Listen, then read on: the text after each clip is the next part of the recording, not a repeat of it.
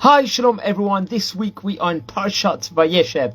We're about to start, let's say, a conglomeration of 4 parashiyot together. Naturally, Vayeshev, we're going to have Miketz, Vayigash, and Vayechi, really continuing the same theme in of itself here in Bereshit, as we are going to enter the book of Shemot in a month's time in of itself. Very, very interesting insight with the Chumash over here of Sefer Bereshit, and had an interesting insight within regards for the Shabbat table over here that we see in this week's Torah portion.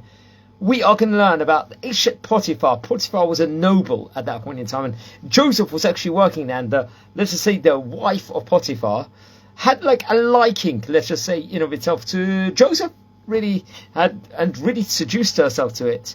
And the Eshet Potiphar, let's say, has Yosef sent to prison. She frames him, she is after him, she's interested in him, and Joseph flees, and then she makes out that Joseph made advances on her, obviously totally untrue, totally lies in of itself, but in of itself you will end up in a dungeon.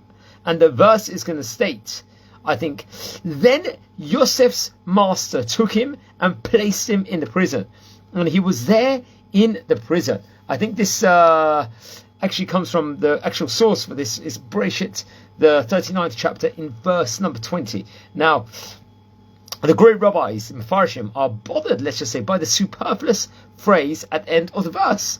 And he was there in prison. Where else was he? If they put him in a prison, where else inside this dungeon?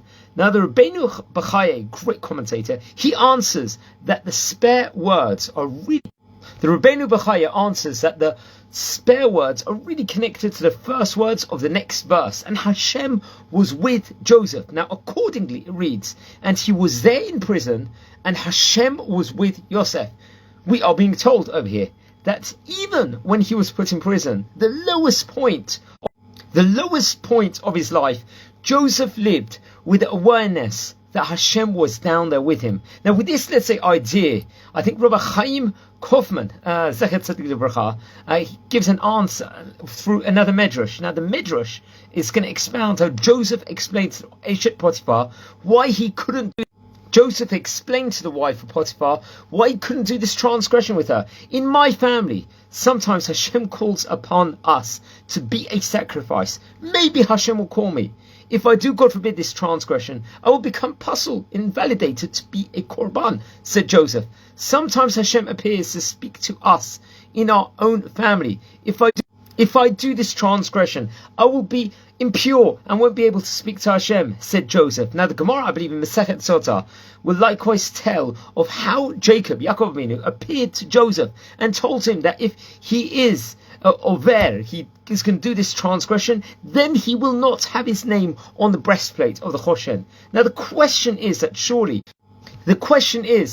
these tactics are for when people are on high levels, not while Yosef is on such a spiritual low, in the midst of, let's say, a perverse country, and on the brink of committing one of the 3 cardinal sins. Now, talking of Hashem's speaking to you while you are about to do one of the 3 cardinal sins is surely not speaking to your level. Shouldn't he have slightly more down-to-earth tactics, let's say, to fight the evil inclination, the Yetzer Hara?